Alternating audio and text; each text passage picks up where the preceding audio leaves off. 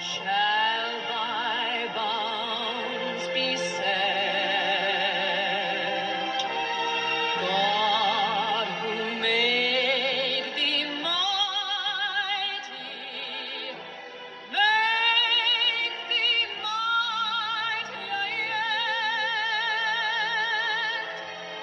God who made thee mighty, make thee mightier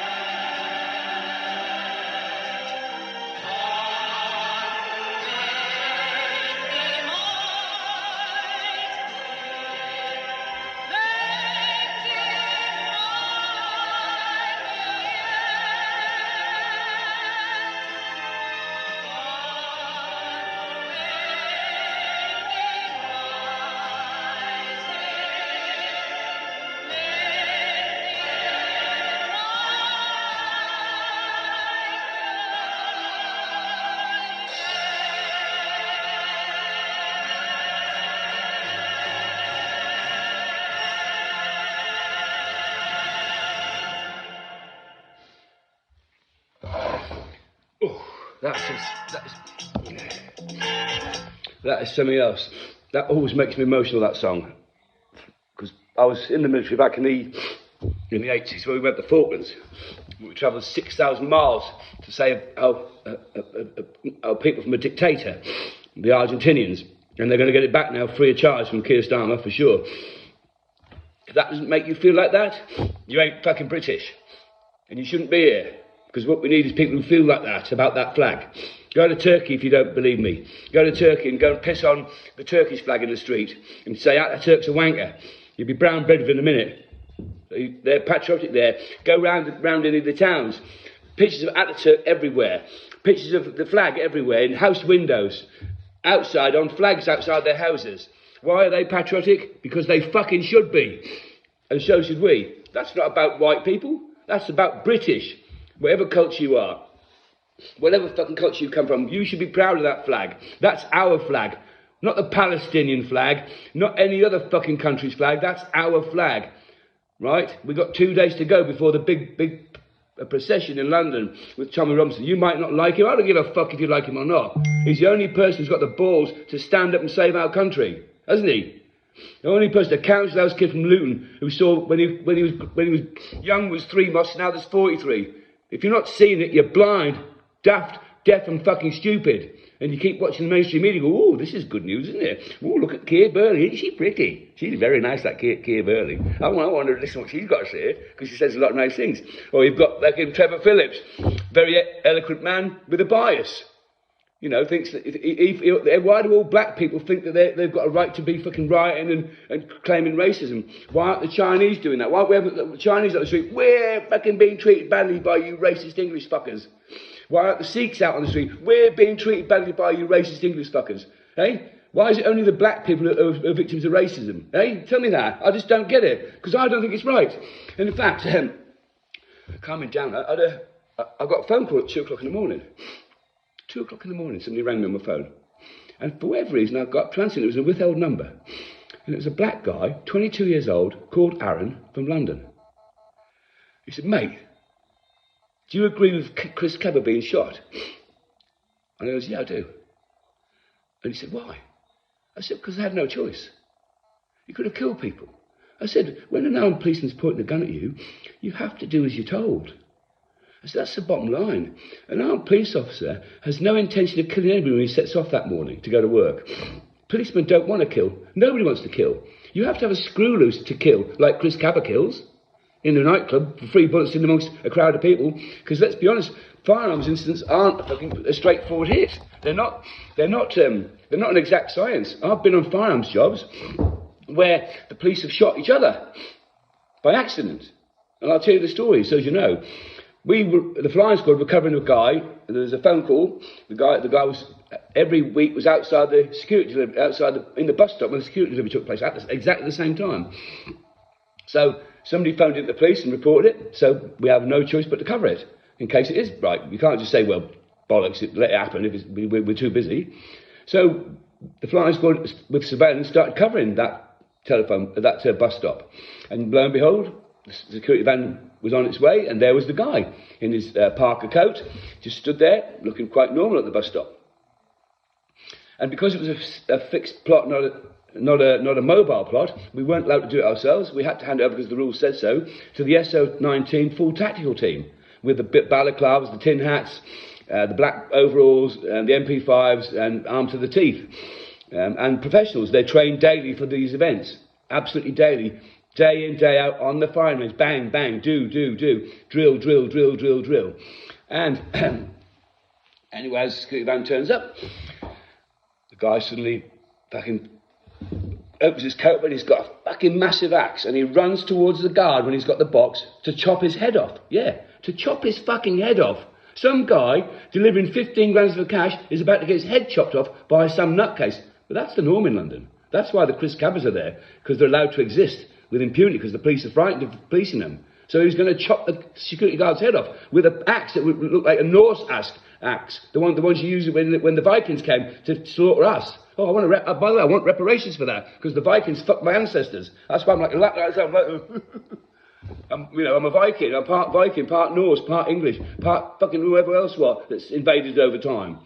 This is all bollocks, the reparations. David Lammy, Keir Starmer should be ashamed of yourselves. Even put it forward, that guy. I tell you what, and again, I know I'm sounding a bit racist, but I'm not. If you ask anybody, I love people. Anybody, anywhere. But all the black people out there, if you think you deserve reparations, right? Well, I don't agree. And I'll tell you for why. For one simple, honest reason. Because you are better off than you would have been if you'd stayed in Africa. Look at Africa now. All those years, 200 years on from slavery, hasn't marched forward an inch. Corrupt, poverty, people living in mud huts, walking miles for water. We see it every day on the telly, they throw it down our throats. Look at these poor people, can you donate? Look at these poor people, can you donate? One of the richest resourced countries in the world, and why aren't the black people taking that resource out the ground and selling it? You tell me. Don't say it's because the Brits have got it all, because that's bullshit. Okay? So, David Lammy, descended from ancestors from Africa. Where would you have been if you'd stayed there? Living in a tin hut? Living in a tin hut, or probably, I don't know, doing well. Only time will tell, wouldn't it? But 99% of Africa lives in abject poverty. It's got rich pockets of people, both white and black, and then the rest live in mud shacks and dance to Jerusalem all day long. I'm being facetious, I love that song. If that song doesn't make a movement, doesn't stir you in here with those kids dancing with their smiling faces when they've got fuck all. Why don't we smile when we've got fuck all? Because we're a spoilt bunch of cunts, that's why. We're used to having everything for nothing, and we want more for nothing. So, that's the problem in this country, in my book. Okay, it's not about racism. There's no racism in the UK. I'm going back to Aaron again. What a lovely man.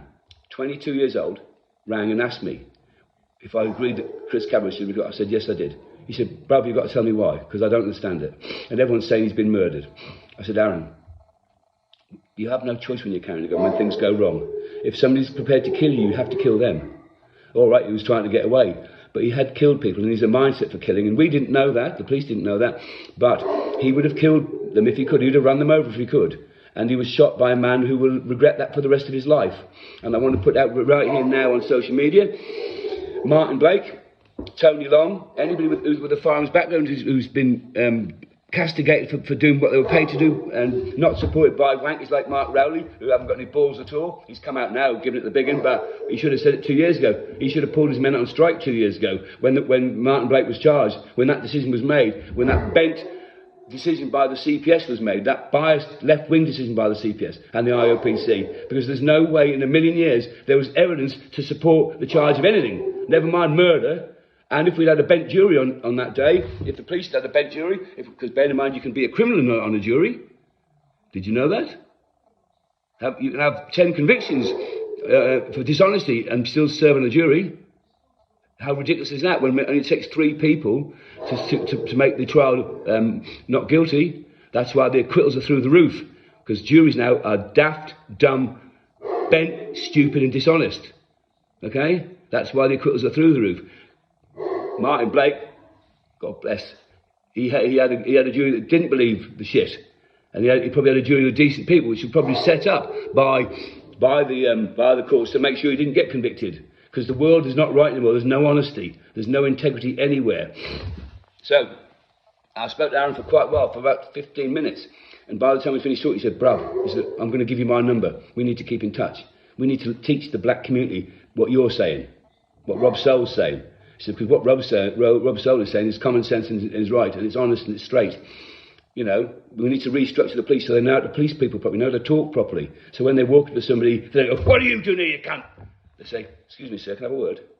How easy is that? But I've been stopped by the police, and they were fucking rude. And I said to the cop, he said, what fucking speed are you doing? And I said to the cop, pardon? He said, you fucking heard me, what speed do you think you're doing? Who gives you the right to speed? I said, mate, I'm Chief Superintendent Soul from Internal Complaints. I said, and your behaviour is disgusting. And he said, oh, sorry, sir, I didn't know. I said, you shouldn't fucking need to know. Get down the fucking road now before I report you to the complaints department. Fuck off. He turned around and walked off with his tail between his legs. I thought, you wanker. You are why we're in a fucking mess. Because you're rude, you're arrogant, you're slash peak you're a traffic cop, but you're giving the fucking people a bad name. Eh? But he soon backed up when he thought I was a superintendent of complaints, the pussy. He should have said, I don't care who you are, sir, you're having a ticket. But he didn't, he just turned around and fucking walked off. So, it's not long before Patrick's March. Please come out. Please save England from a fate worse than death. We walked 6,000 miles to the Falklands. We took ships 6,000 miles to the Falklands to save the Argentinians, didn't we? In 1982, by courtesy of Margaret Thatcher. Why can't we walk down the corner shop to save ourselves now? Why can't we get the train to Victoria and save ourselves? Because if we don't save ourselves, Keir Starmer is going to destroy all of that. What that means. What that flag means to everybody. And even the king. Where's the king? Yeah, he's standing up for his country. Now he's too busy swanning around the fucking world with his missus, who he was shagging when he was married to Princess Diana. Dirty dog. Dirty fucking dog. No wonder you're not popular anymore. Get William in. Get yourself out. You're never going to be popular because you're a dirty dog. Your missus couldn't trust you. And she was the most beautiful woman in the world. And then she was killed. God forbid she was fucking killed deliberately. But that's what everybody thinks out here. And then you've got fucking Andrew, the fucking guy who's shagging underage girls with Jeffrey Epstein. Get a fucking grip yourselves. You want to stay in this country, and I do want you. I want the royal family. But you've got to be William and Kate, straight batters, not dirty bastards. So, come to the march. Save that flag. Save this country. All of you, what colour you are, what creed you are. Save England for the English, for the British. Don't give it to the Muslims, the extremists. Because when, like as Tommy Robinson said, when he started, there was 3 mosques in Luton, now there's 43. Everywhere you go, we're being taken over. London, 64% foreign. Sadiq Khan saying he's going to build houses for people to be near the mosques. What the fuck? Isn't that a racist statement?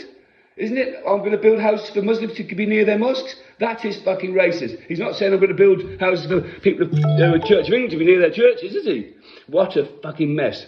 We need to straighten this out. You need to join me in the fight. And I mean fight, I mean a peaceful, better work. Let's cane these corrupt bastards and make sure they don't want to work anymore. If they're dishonest, they need to leave. And they need to leave now, because I'm coming for you. Big Starly.